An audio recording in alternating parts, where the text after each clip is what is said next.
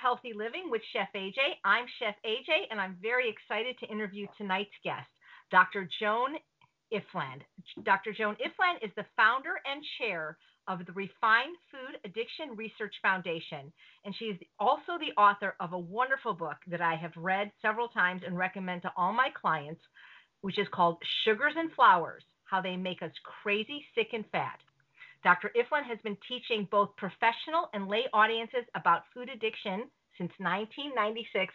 Welcome, Dr. Ifland. I am so excited to talk to you. I am such a fan. Oh, thank you, Chef AJ. I'm really pleased to be here. It's just a great topic, and you have such a wonderful program. I'm honored to be a part of it. And what I didn't mention, in case you don't know, because you probably aren't familiar with all of my listeners, is you are really one of the world's leading experts on food addiction. So, I mean, it's like, why not start with the top? And speaking of food addiction. Oh, bless your heart.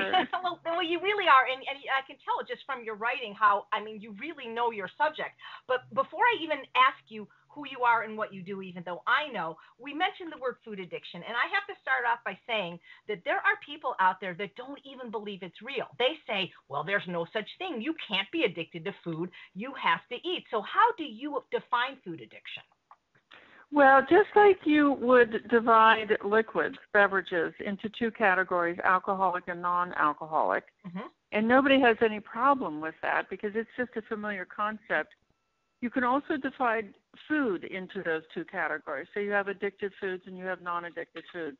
And yes, we have to eat. We have to eat non-addictive foods. We don't have to eat addictive foods, just like people don't have to drink alcohol. They can drink water. So it's when you get that concept firmly ingrained, the whole thing begins to kind of clarify itself. Right. Well, so how do you I think what it is, Dr. Ifland, is I think people don't like the word addiction, period, and let alone if we were to say that they are an addict. I think it conjures up some like sort of guy in a trench coat in an alley that's shooting up heroin. And so when we use it to define food, I think a lot of people take almost offense at that, you know? Well, the thing that has really helped oddly is smoking. So people knew en masse. You know, there were 2/3 of the adults in the United States smoked at one time. So a lot of the country has been addicted and has gotten over it. Or I personally think they got off cigarettes and got onto processed foods. So, and addiction is now more commonly accepted. So, for example, some researchers in Australia put a question out. The question was about obese people. What are your attitudes towards obese people, or what? And then a little bit of education about food addiction, and then a different label. So if this person were actually a food addict, what are your attitudes? People were more accepting of the person as a food addict than they were of the person as an obese person. Interesting. So that was a startling result, and I'm hopeful that it means that the health professions will be more willing to work with this concept. Right now, they are worried about further stigmatization of the obese, and you can't blame them. I mean, we don't want to do anything more of that. But, gosh, it's kind of hopeful if people are saying, oh, well, the person, especially if you enter in how did they get the food addiction and how did we get smoking? Well, it's kind of foisted upon us by the cigarette industry. And then it kind of opens the door to thinking, oh, I wonder if the food industry gave us food addiction. I believe that. I totally believe that. Yeah. There's some nice doors that open with that diagnosis, if you will. Are you familiar with either of these books, The End of Overeating by Dr. David Kessler or Salt, Sugar, and Fat, How the Food Giants Hooked Us? Yes, you know what those two books have in common? Neither of them mention food addiction. But what they are all about food addiction, but neither of them actually use that term. But at least they've opened the door to the fact that processed food is addictive. That's what I liked about both of those books. Yes. Both of those are both excellent books. David Kessler was the chair of the FDA, that was FDA commissioner under Clinton, and he took the beating for the tobacco legislation. And then, of course, we all know Michael Moss is a New York Times reporter. So, yeah, the two excellent books. Right now, in general, would you say that right now the medical community really doesn't recognize food addiction as a diagnosis? That is correct. It's not in the diagnostic manual for mental illnesses. So those were the diagnostic manual is where the diagnosis for addiction is. Mm-hmm.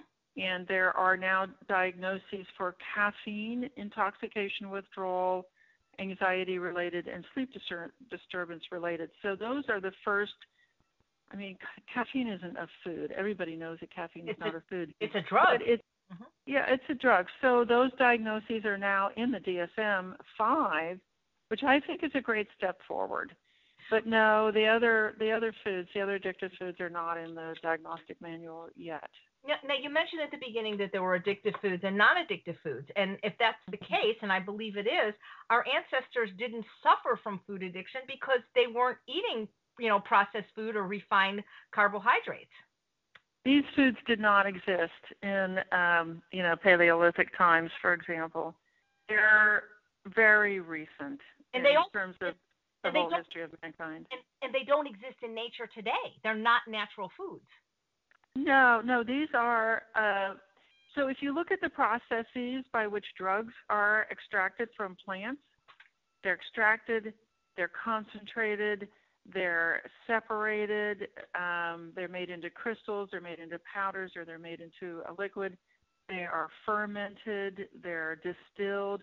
So you look at all the processes by which drugs and alcohol are made, and in processed foods you see those same processes.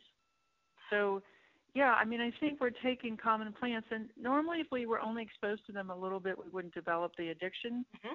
But when we're exposed to, like children can be exposed to 500 commercials in one Saturday morning. Wow. So that repeat exposure stimulates the brain into the dysfunction that is found in the addicted brain. Right. Yeah. Would it be fair to say that really food addiction is refined carbohydrate addiction, specifically sugar, flour, and alcohol?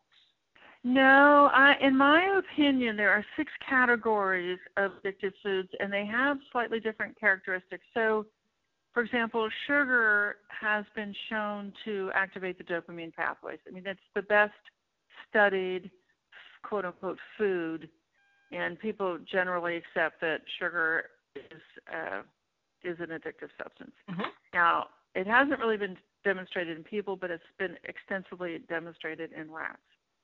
So there is a subset of sugar, which is high fructose corn syrup. It's addictive for a different reason and just harmful for different reasons. Flour is another refined carbohydrate, and it is addictive and harmful for a different reason. It's acellular. Mm-hmm. So the cell wall has been cut, which means the carbohydrate inside the cell can be absorbed more quickly, too quickly. It's that high. It's the glucose high that has a corresponding addictive neurotransmitter high that is the sort of core of an addiction. It's that instability. Mm-hmm. But then also gluten.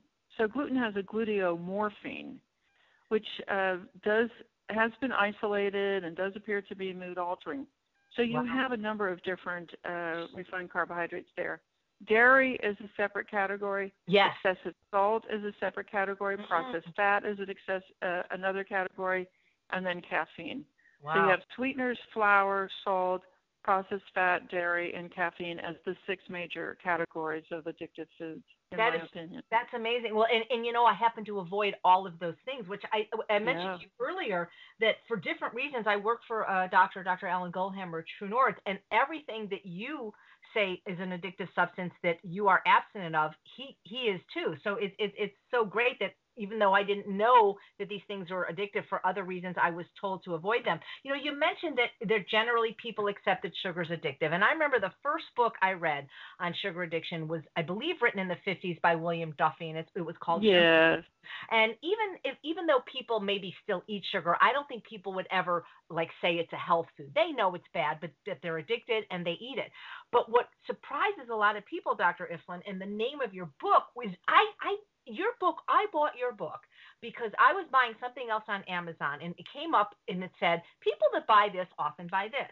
And the title, Sugars and Flours, How They Make Us Crazy, Sick, and Fat. First of all, I want to congratulate you because it's such a great title that I bought the book without even reading. I just said, I don't care. I said, I love the title of that book, and I happen to love the book. Oh. So how did you think of such a great title? Because I think a title is so important to a book.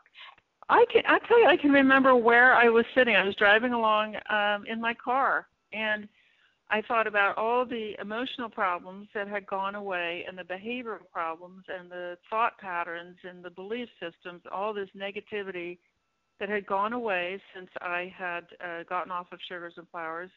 And then I thought about the allergies and the sinus infections and the asthma and just the various pains that had all gone away. And then I thought about the pounds that had gone away. And I said, oh, that's crazy, sick, and fat. That's great.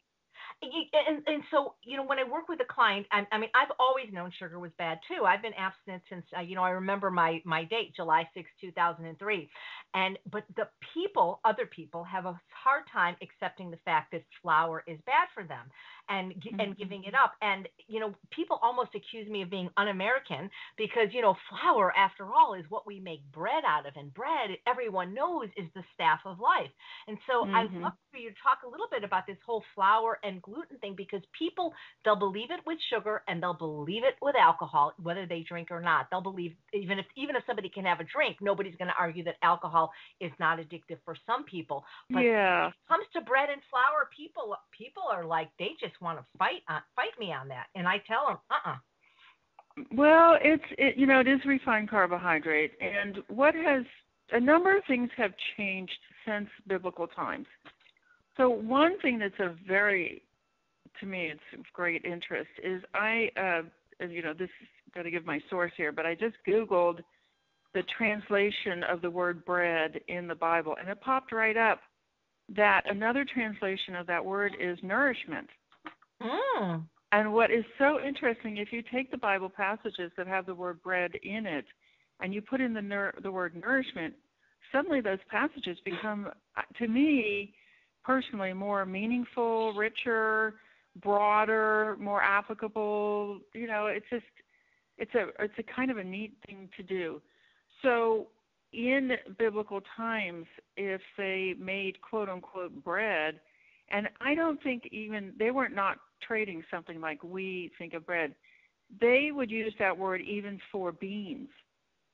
So it has that connotation because I get that too. But bread is in the Bible, and the Bible is true. Yeah, but the Bible was translated, at various times, blah, blah, blah. I'm not going to go there. Yeah. So that's one thing. The other thing is that in biblical times, the grains that they had were much lower in gluten, which means that they were lower in gluteomorphine. And if it got ground into something that could be made to stick together, it was by probably a woman grinding it with a stone. So she was probably not making flour. She was making something like broken beans, beans in pieces that could be stuck together and then put on a fire. So you have two pieces there. You have one, it's a much larger particle, and second, it's a lower gluten content. Right. Now, in William Davis's book, Wheat Belly, he describes the history of what has happened here, and now I'm quoting him because I haven't done secondary research on this. He said that they started to hybridize wheat in the 30s and 40s to make it more productive.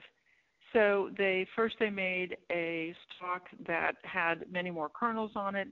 It fell over, so then they made a variation that was shorter. The stalk was shorter, and it could stand up and hold those kernels. What they didn't check in the course of doing all that was the gluten content. And William Duffy is making the assertion that the gluten in our wheat today is maybe twice what it is in France or in other parts of the world. So you suddenly have this, suddenly over a few decades is suddenly in epidemiological terms, but you suddenly have this epidemic of gluten intolerance. Well, it may be because the human gut is not designed to be exposed to that much gluten. Right. So you have, you might, and the other thing that has happened in the early 1990s 1800s, they built milling machines, very heavy steel, huge roller milling machines, and that flour was flying through those rollers at a much higher speed and a much higher temperature. Mm-hmm. And there is some thought that that might have adulterated the oil in the wheat. And then, so there are reasons why over the centuries wheat became addictive. But now we know it's really more of a mind-altering substance than nourishment. What about the other grains that contain gluten, like barley and spelt and rye? Would you put that in the same addictive category, or does it depend? Yes, I recently, in the last 6 months ago, have made a separate category for gluten. You have the flour issue. You have this acellular carbohydrate, which is absorbed very quickly because it's in a flour form. And then you just have this gluten issue. So whether the gluten grain has been ground into a flour is immaterial.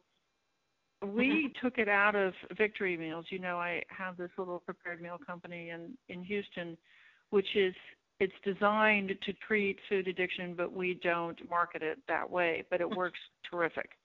The people who don't have any health problems at all still report that they have fewer cravings, which I think is very interesting. Right. So we decided, we used to have barley up until maybe 6 months ago or so. We had barley. And one day the chef and I ate our barley lunch, and then we were like really grouchy in the afternoon, and we looked at each other at the end of the afternoon and said, no more barley. Right. We took the barley out. And then I did some reading about gluten and particularly just kind of general gluten toxicity. And we special order and get shipped to us this gluten-free oatmeal. So we do have an oat bar. We are now totally gluten-free right. Yep. at Victory Meals. Me too. The doctor that I work for, True North, everything is gluten-free. So I've been that way for quite a while. So the non-gluten containing grains that we can eat in a whole food form that many of us do, like teff and millet and amaranth and things like that. The most the question we got asked the most for your appearance tonight, because people wrote in their questions, they want to know that, is it okay though, like let's say we take gluten-free oats and we grind it for a recipe, is that okay, or is that still considered flour if we take these grains like teff and chickpeas, and if we grind it ourselves and make it ourselves, is that still going to be addictive in flour? Is that still a no-no? No, that steel blade in a food processor or a blender is capable of cutting that cell wall. So you just have the issue of rapid absorption. You get rapid absorption and you get a high. So you get a glucose high and then you get a brain. And I don't know, well, I do know for gluten, but I don't know for non-gluten flour which one of the addictive pathways is activated by that. So that's research that really needs to get done. Because it's so funny how you and I sort of do the same thing, but I came to it from a different way. But it doesn't matter because it's still treating the food addiction. I had read a book by Dr. Mcdougal, who was on the Teleclass a few months ago, called the Mcdougal Program for Maximum Weight Loss, and he was talking about, just for weight loss, that it's better to eat food in their whole food form rather than processed. And he talks about, with grains in particular, that when you take a whole grain and it's intact and you make it a broken grain because sharp blades cut the grain, that it does increase the surface, it increases the surface area, which increases absorption in the intestines, which in turn raises the blood sugar more quickly, which in turn raises insulin more quickly, and insulin is responsible for driving fat into the cells. So he was saying this for a completely different reason, but it doesn't matter because the outcome's the same. I mean, the bottom line is there still reason to avoid it? Yeah, and there's something else that's quite disturbing about that wheat and corn and sugar and soy, and that is that these huge crops have been genetically altered to be treated with a pesticide called Roundup. Right. An herbicide. Sorry, right. Not pesticide. Right. And so I always recommend to get, I'm personally allergic to soy and I avoid wheats, but I always recommend, if people are going to get soy, corn, or wheat, and I never recommend they eat sugar, to always at least buy those organic if they're going to consume those. Locally grown. Yeah. Wow. That's incredible. That is so incredible. And this, I should have started with this question, but I had to get right into the food addiction thing. I know who you are. You're Dr. Joan Ifland. But what do you do? I mean, what are you doing with all this unbelievable knowledge that you have? Well, I am so blessed because I have my company in Houston, and I work with them. All of our stuff is on the internet, so I can work with them no matter where I am. On marketing, on order fulfillment, on counseling, everything we do, except actually make and deliver the meals, is on the internet, and we work by phone. The rest of my day, I have the terrific honor of having a contract to write a textbook on food addiction. I am the only clinician who is publishing academically in this field. Wow. So, it's a very humbling place to be, because particularly as this concept of food addiction gains acceptance in the research community. Mm-hmm. I went to do a review of the research that was published in 2014, and when I started looking at research 10 years ago, I was lucky to have a database of 200 or 300 studies, and I've added to it over the years, and maybe a year ago I had 4,000 studies in my database. Just in 2014, I found 330 relevant studies. Wow. So the research community is so on to the brain function. There are researchers who just talk about food addiction like it's an accepted concept, because the brain of a person who's using these substances, these foods, is doing exactly the same thing as brains of people who are using drugs and alcohol. Right. So that is a type of evidence that hasn't existed before. That's MRI evidence, it's PET scan evidence, and we didn't have that when we were determining the addictive properties of cigarettes, for example. Yep. But we do now. So that is very powerful evidence. The behavioral syndrome is different with bouts of depression and irritability. There's a fetal syndrome. Overeating meets the diagnostic criteria for addictions, Mm-hmm. and on and on and on and on. You have corporate behavior in the food industry that is very similar to the corporate behavior of the tobacco industry. Oh, yes. Et cetera, et cetera, et cetera. So it is, in the research community, it's being talked about more and more matter of factly, and the research community is exploding with interest in demonstrating aspects of this disease. So what's remarkable, and it's not really remarkable, but the food industry spends about $10 billion a year on advertising in the United States. So the media is not like running to pick up Mm-hmm. on this concept. It's not. But something will happen. So I feel very honored to be asked to write this textbook. And I'm just hoping that schools and professors will pick up this textbook and teach the next generation of health professionals about this disease. Oh, I hope so too. And Dr. Ifland, if you keep doing what you're doing, you could be the one woman that single-handedly shuts down the entire processed food industry. Oh, don't say that, Chef AJ. I mean, they will come and find me. Don't say that. These are not nice people. I don't want to make you the whistleblower, but you mentioned this disease, and I want our listeners to understand that this is a disease. At least I believe it is. It's a biogenetic disease, and so how does one determine if, in fact, they are a food addict? Because people argue, because there are some people. Let me give an example. We all believe that alcohol is an addictive substance, whether we are personally addicted to or not. Yet there are people that can have a drink once or twice a year and not become alcoholics.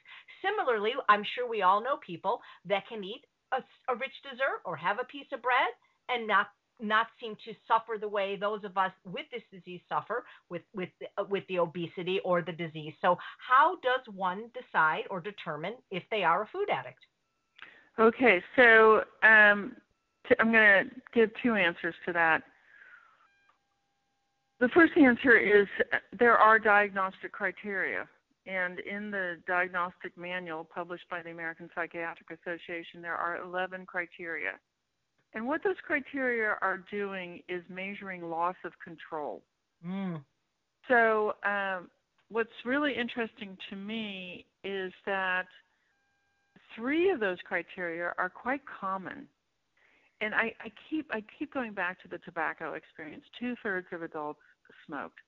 So corporations, through advertising, availability, affordability, young age of onset, and reinforced addictive properties, I call that the 5 A's of an epidemic of addiction.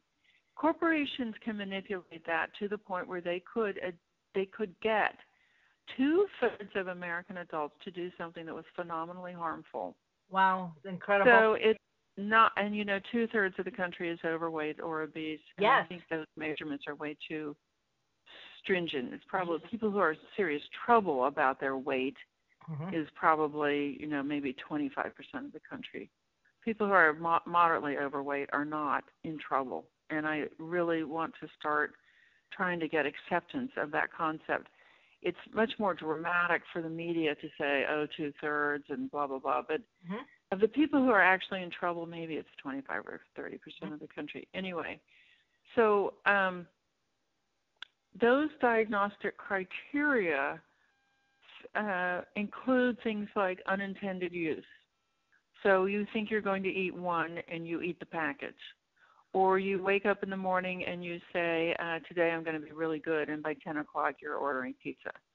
So that is unintended use, and I think most Americans have experienced it. Now, if you're talking about drugs and alcohol, you only have to do this a couple of times a year to meet that criteria. But I think most Americans are maybe doing that a couple of times a day. Yep. So that's one criteria. Another criteria is failed attempts to cut back. So you say, all right, I'm going on a diet, and on day 3 you give up. And you say, all right, I'm giving up sugar, and you have it, within a couple of days. Or you lose your 100 pounds one year and you gain it back the next year. Those are all failed attempts to cut back, and I think most Americans experience that on a regular basis. So the one other criteria is a use. It's basically used to avoid withdrawal. So you use a food to feel better, which is different from using a food because you're hungry. Very, very different. So I have a headache. I'm going to go get a caffeinated soda. Yep. That's withdrawal avoidance. Or I am angry. I'm going to eat this piece of cake and I'll feel better. That's mood altering. Yep. Nothing to do with hunger. Yeah. And you hear people talking about that. Or nobody ever says, I have a headache, I'm going to go have some broccoli. No. And then there's a new criteria this year for cravings.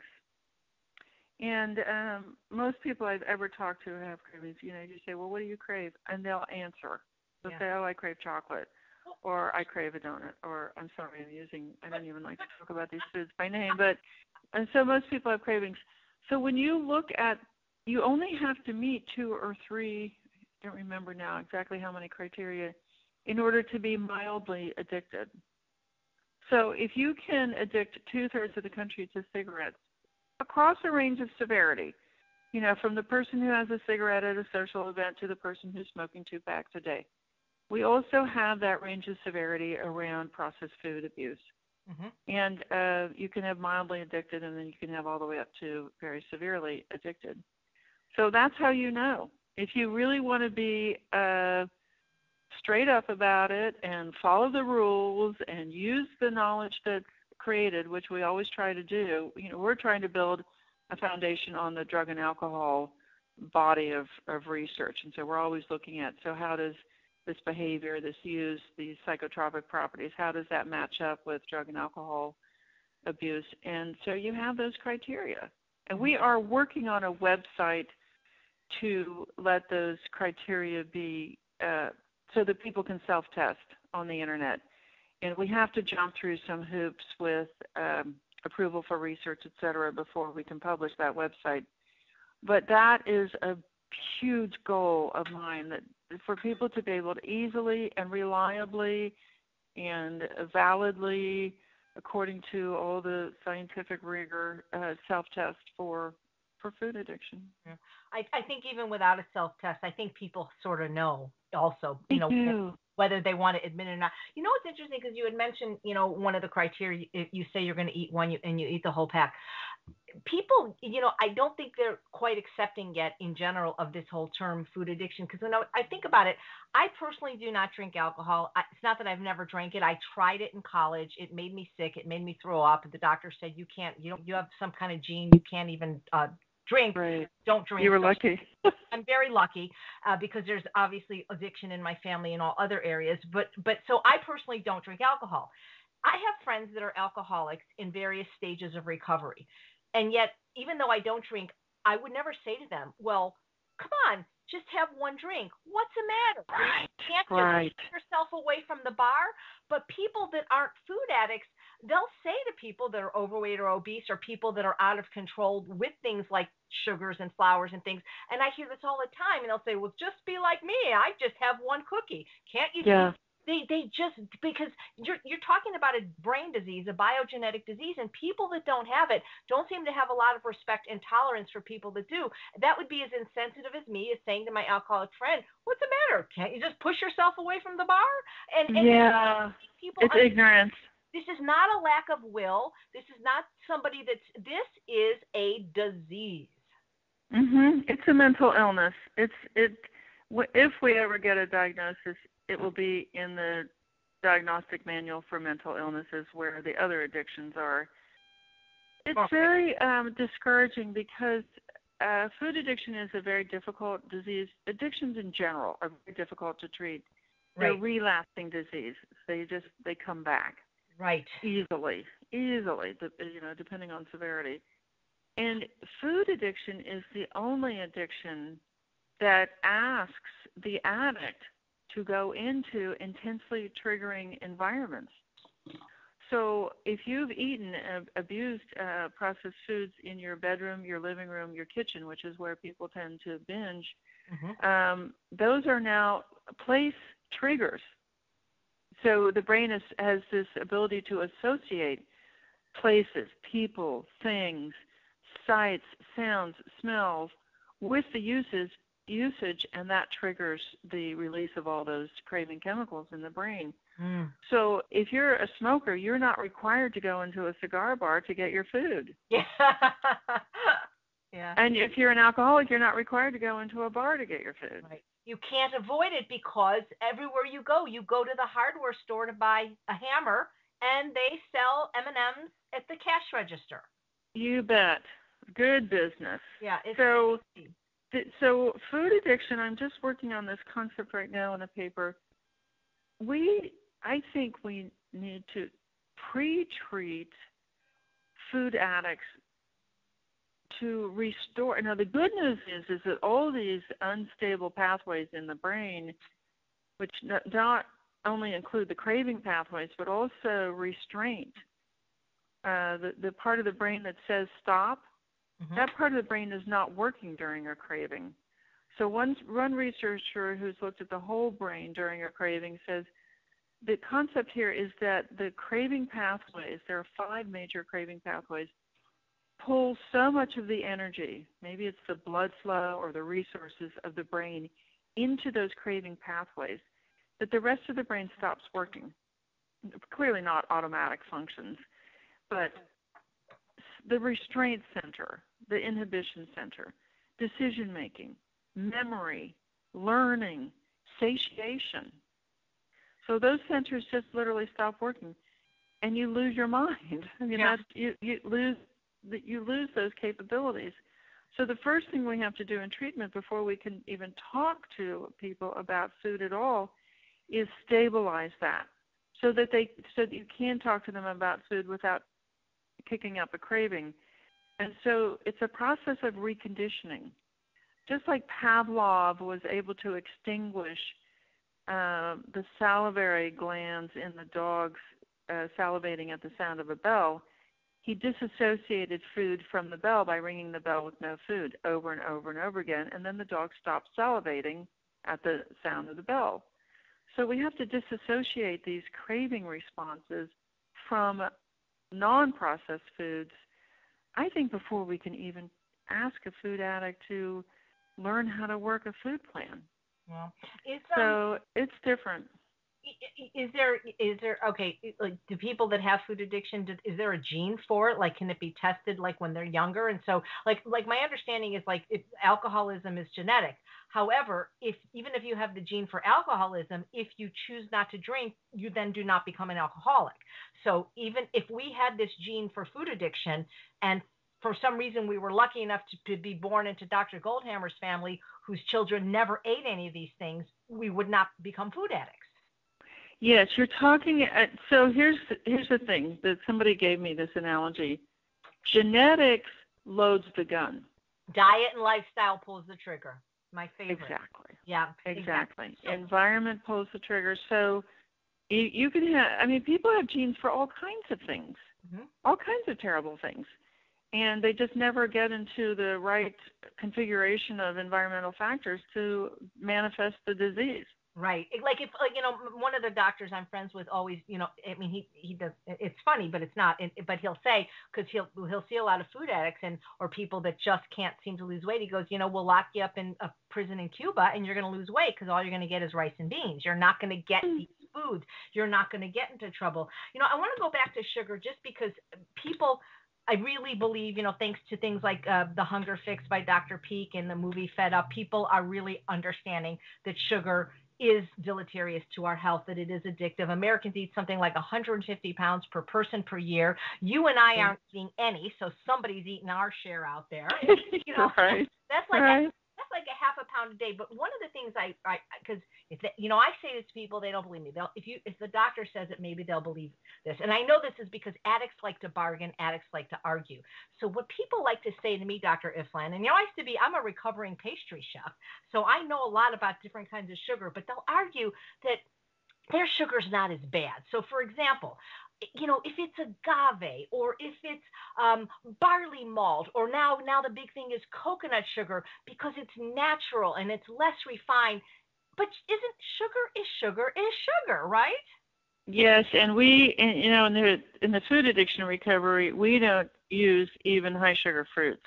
Yeah. And so what are the high sugar fruits? Bananas and dates, right? Bananas, dates, papaya, mango, cherries, grapes. There's a range of them. So we stay down at the low end. Apples, oranges, pears, all the citrus fruit are fine. What about peaches, berries? Nectarines. Berries? Berries are great. Melon is okay. But when you get into pineapple and watermelon, I used to think I could eat watermelon, and I just cannot. So another definition of an addictive food is anything that you lose control over.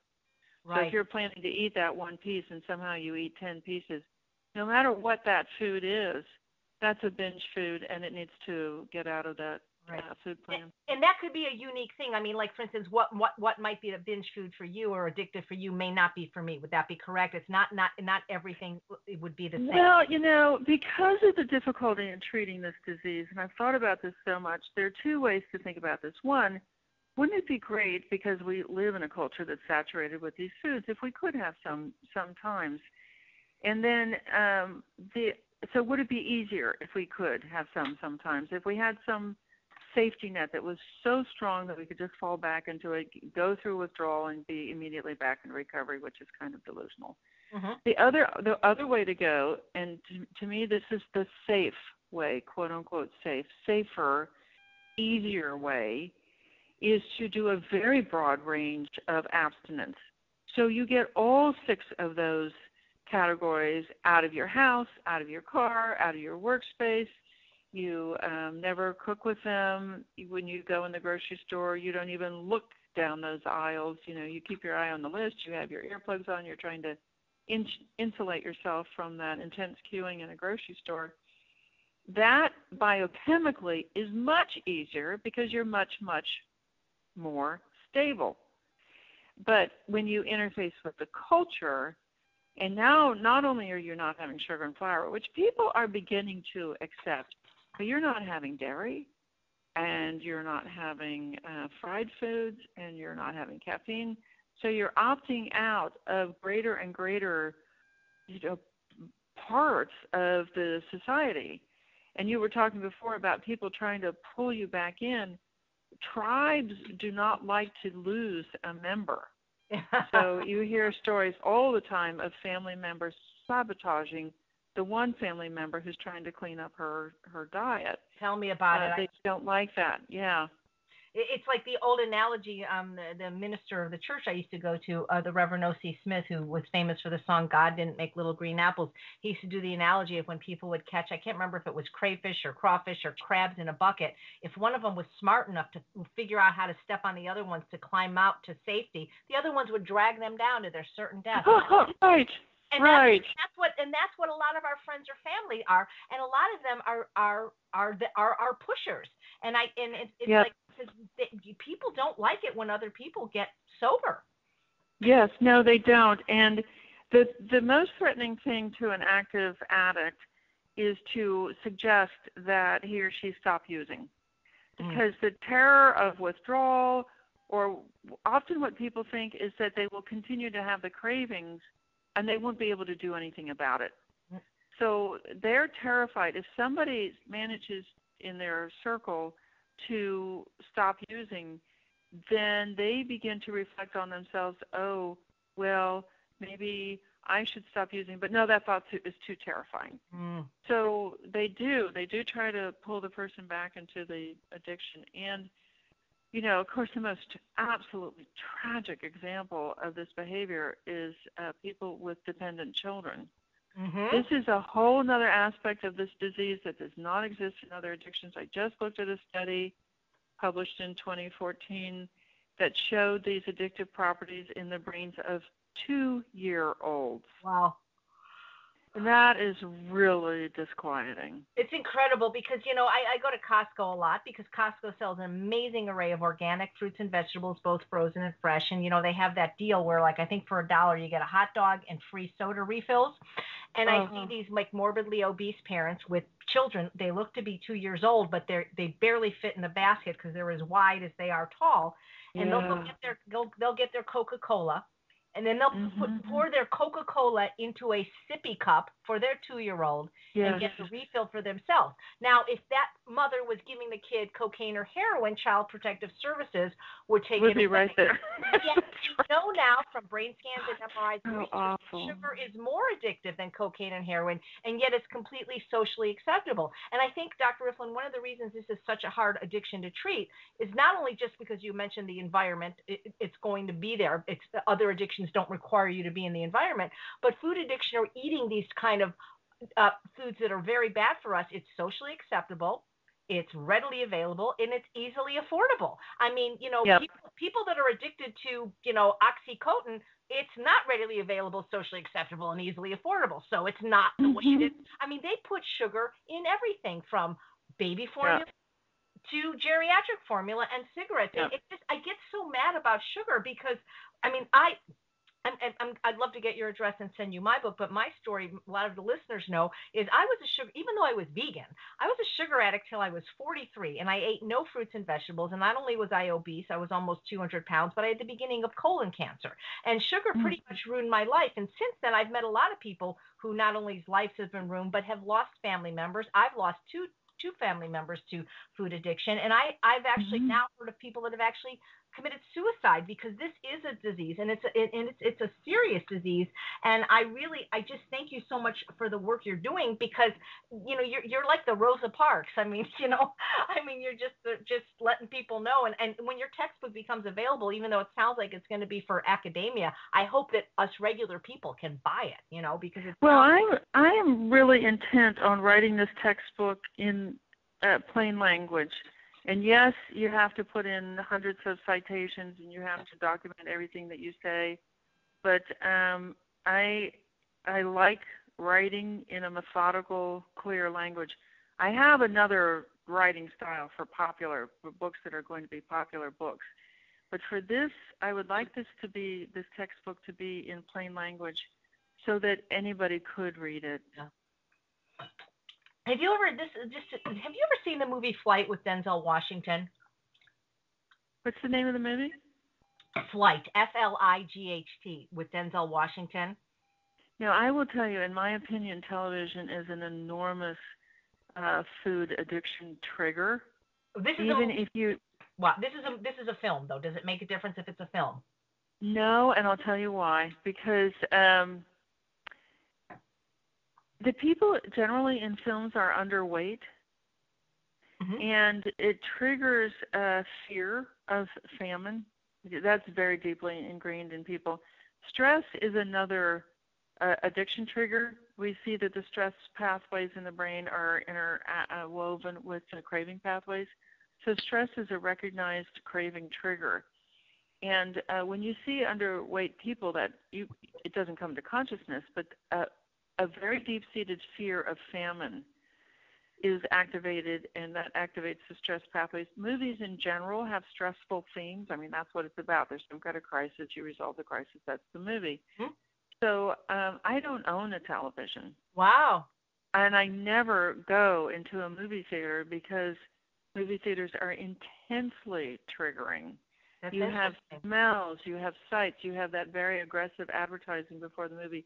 You have people who are in there because it's dark and because they can go to the concession stand and fill up their containers 5 times, and they can go to 5 movies, and they can go in there at 2 o'clock in the afternoon, and they can quietly binge until the theater closes at 2 o'clock in the morning.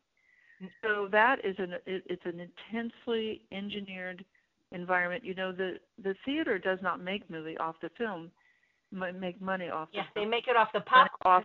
Off the concession stand. 5 cents a popcorn. So that's sure. That's not a safe environment for me.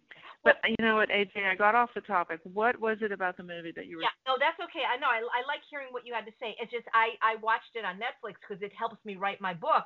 Because the reason I mentioned it is because it was because of that movie that I first realized I had an addiction problem, because I never really, in the movie, this man, he's a pilot and he crashes a plane, but he doesn't crash a plane because he was drunk or on cocaine. It was because there was a malfunction in the plane. But anyway, he's this addict, and he doesn't want to deal with the fact that he's an addict, even though it's very serious, this plane crash thing. He could end up in prison. And what happens is there's a scene where he's like, his girlfriend is trying to get him to, go to rehab. And he's like, I am not an alcoholic. I choose to drink, and it was cracking me up, because there was this one scene in the movie, and this is where I realized I still had a problem with addiction, but with food, is there was a scene that this movie just really, I really thank the person that did it, because it really opened my eyes to really what addiction was, because addiction is interesting. The substance changes, but there's this scene where his life depends on him being sober for this hearing. And so they have him locked in a hotel room, and there's a guard watching him. But what happens is somehow the door to the next room is open, and he goes in, and because they had cleaned out his mini bar. So he goes in, and that one has the mini bar. So he opens it up, he takes one of those miniature bottles of vodka, and he looks at it, and then he opens the top, and he closes the top, and he puts it back. And the next scene, there's this close-up of his hand in slow motion swiping that bottle, and it sent chills down my spine, because for some reason, when I saw that scene, it was like, oh my God, that's me. Not with vodka, but I would do the same thing. Like, all my stuff would be in the freezer. I was a pastry chef, and I could be abstinent all day, but I'd come home at night, and I would open the freezer, and I would close the freezer 50 times as if something was going to manifest. And it was like, oh boy, even though I'm on the right path, that movie made me realize, I really do have this problem. So I really thanked him for making that film. But what I wanted to say about the film, and why I recommend it and I use it as a teaching tool, is in this movie, this man loses everything, because he ends up going to jail. He ends up losing all his money, all his friends, all his self-esteem. His family won't talk to him. And there's a scene, it makes me want to cry, because it's at the end of the movie, and now he's sober, and he's talking to all these ex-cons, and I guess it's like an AA type meeting. And he says, for the first time in my life, here I am incarcerated, but for the first time in my life, I'm finally free. And earlier, when you talked about how difficult it was for people to give up their addiction, because treatment of any addiction is based on abstinence, and there's fear, and there's social pressure, and there's environmental, and there's they don't want to detoxify. That movie just gave me so much hope.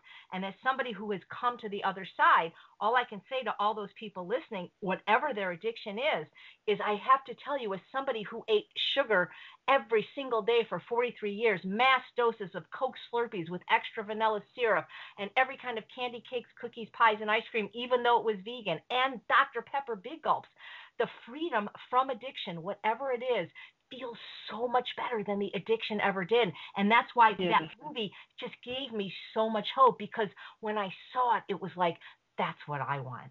I want to be. You know what, Chef AJ, one of my absolute wishes is that everybody could at least have a couple of weeks without addictive foods in their system, because otherwise they will go their entire lives without knowing what it feels to be a glorious human being. Yeah. Because until you get really free, you have this edge of depression, this edge of fatigue, this edge of irritability.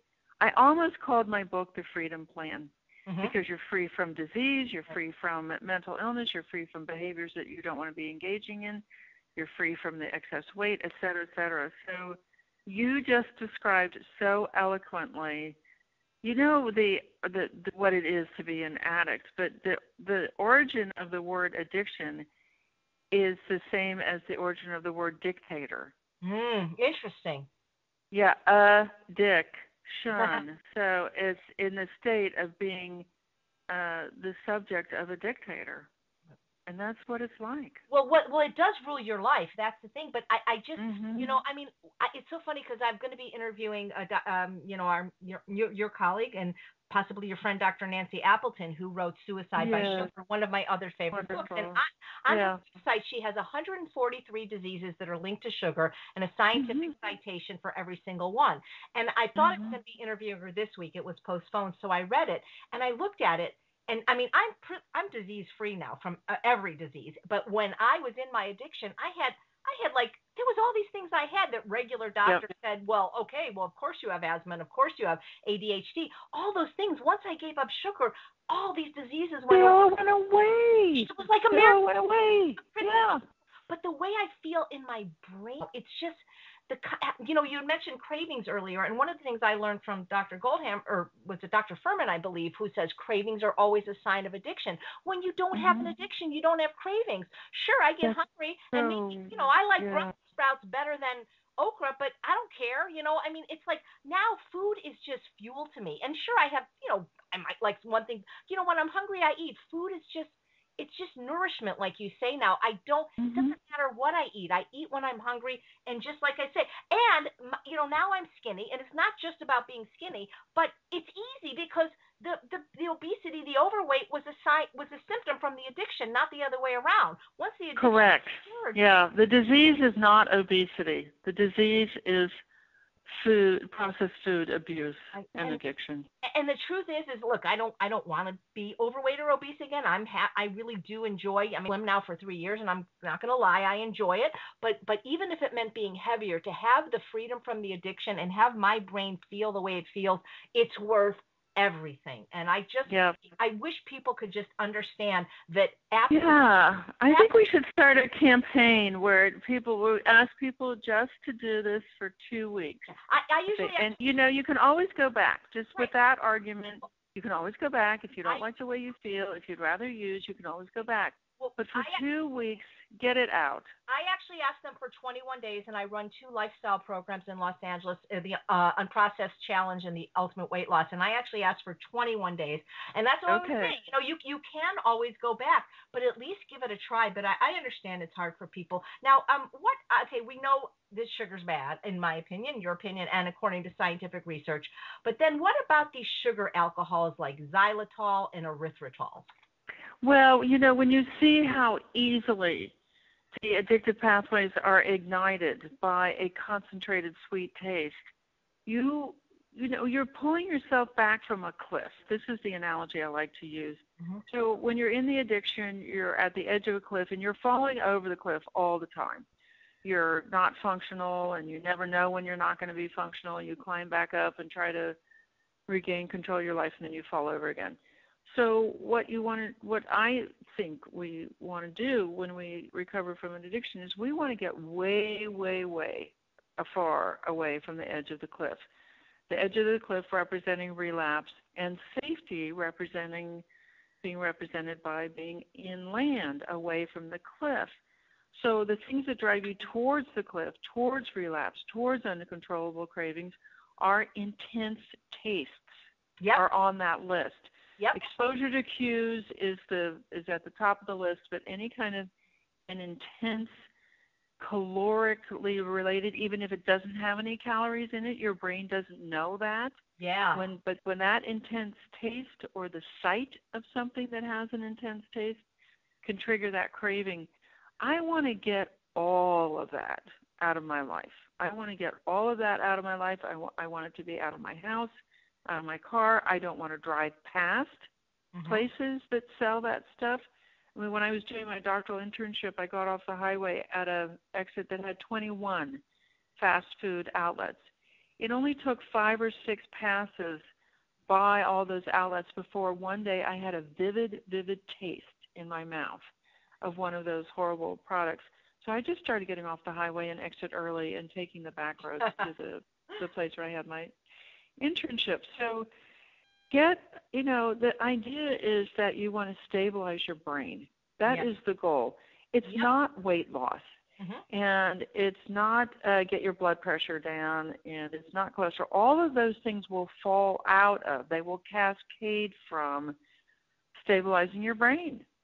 So the first order of business is to keep those craving pathways from being activated, because then, as we were just talking about, that draws the ability from the other parts of the brain to function, and you literally lose the ability to make a decision, a good decision. I love it. No concentrated sweeteners, no flour in your house, nothing close, no dairy in the house, even though maybe milk is not addictive. It's too close to cheese, and it's too close to ice cream. It's an associative cue, et cetera, et cetera. You just get yourself safe. What about, and because, by the way, these things that I'm asking you about, I avoid those too, but I get a lot of questions. And what about stevia? I think stevia is the same way. Absolutely. I tasted it one time accidentally. I didn't know it was in something. First of all, I think it's disgusting, but also I don't crave sugar. I mean, I sometimes want fruit, but I was craving sugar all day. The one time I had thing with it had like a half a teaspoon of liquid stevia and the whole recipe, and the whole day I was like, "Where's the sugar? Where's the sugar?" So I think that when in the longer we're abstinent, I actually believe our brains maybe get a little bit more sensitive, and so all it takes is a tiny molecule of these addictive substances to set us off. They do say the disease progresses even if it's not active, and I think that's true. I cannot eat things today that I could eat 19 years ago when I started this. Do you think that a trigger food and an addictive food is necessarily the same thing? So I would like to give you an example, because all the things you mentioned as addictive, I agree with you. The science agrees with you. But let me give you an example from myself. I don't think that necessarily like nuts and seeds are addictive the same way that sugar and flour and alcohol are, because they are a whole natural food found in nature, but they are for me. I mean, and all I got to do is smell the jar of peanut butter and I'm like, you know what I mean? So I call that a trigger food. But do you think that nuts and seeds are actually addictive? Because a lot of people can eat them and not have a problem just eating an ounce of them. Yeah, it goes in along with what we were talking about before, is the cleaner your abstinence, the easier it is. So it seems like a paradox, seems like internally inconsistent, but for me, it's true. Yeah. So the thing about nuts particularly is that they are so high in fat, and it's an associative cue. You find nuts in sweets, and you find them in ice cream. So it's an associative cue, which kind of is a danger sign right there. But and I cannot find any evidence for this, what I am going to say, but I'm going to say it anyway. There is folk wisdom in the mood-altering properties of nuts, and it comes down through the language. So you say, "Oh, that person is nuts," or that person drives me nuts, or that person is going to the nut house. In my opinion, and in my own personal experience, nuts have mood-altering properties And I've looked through the research upside down, sideways. I cannot find one shred of evidence for the chemical. So you're looking for a psychotropic chemical to really prove that something has addictive properties. And I'm going to say out loud, I cannot find it. But I don't think nuts belong in a recovery food plan. Kay Shepherd does not have them in her food plan. And if somebody is doing great and they're losing weight and everything's going along well, and then, you know, they come along and they say, oh, I've plateaued, I know to ask about two things, nuts and cheese. Very, very high-fat foods. And I'll say, so have you added nuts back? Oh, yes, but only a handful. Right. That is enough. That is enough fat, enough salt, enough whatever to stop a weight loss program. So I don't think nuts belong in the home of somebody who's trying to be super calm about their foods. Hey, I agree with you. I have learned so much from you. I mean, I've been writing it down, even though I'll be able to listen to this recording. The cleaner your abstinence, the easier your abstinence. I love that. I love that. Yeah. We're doing this to stabilize our brain. And, you know, one of my favorite sayings, and maybe I heard this from somewhere, but I think abstinence is bliss. A lot of people think of it as punishment. I think it's bliss. I mean, I really. Absolutely. So balsamic vinegar, a yay or a nay? Is that too concentrated for our brain? You know, I gave up fermented products, and I know they're popular right now. Everybody thinks they're so healthy for gut health and so on, but I don't like the way they taste anymore, and I think it's a pH issue. Okay. Wow. You know, gosh, I'm going to be in Houston. I hope we can meet. I mean, I have you know, a day there that before my conference. I would just love to meet you in person, and I'm not going to say take you out for a drink, but just go for a walk. You can take me out for a drink of water. Exactly. You know, that's the other thing. It's just, you know, we could have another whole call on the social aspect of this disease, because it's almost comical in a way. And we never even got to about the treatment with 12-step programs, or if there was other treatments or inpatient treatments. But the good news is next week on the call, we're having your friend and colleague, Kay Shepherd, who you mentioned. Yes. And anything that we failed to discuss regarding food addiction tonight, she is one of the other world's leading experts. So it's just it's such a... I mean, I could talk to you all night. I mean, it's so great, because I don't have people necessarily that agree with everything I say on this program, because I like to get different viewpoints. But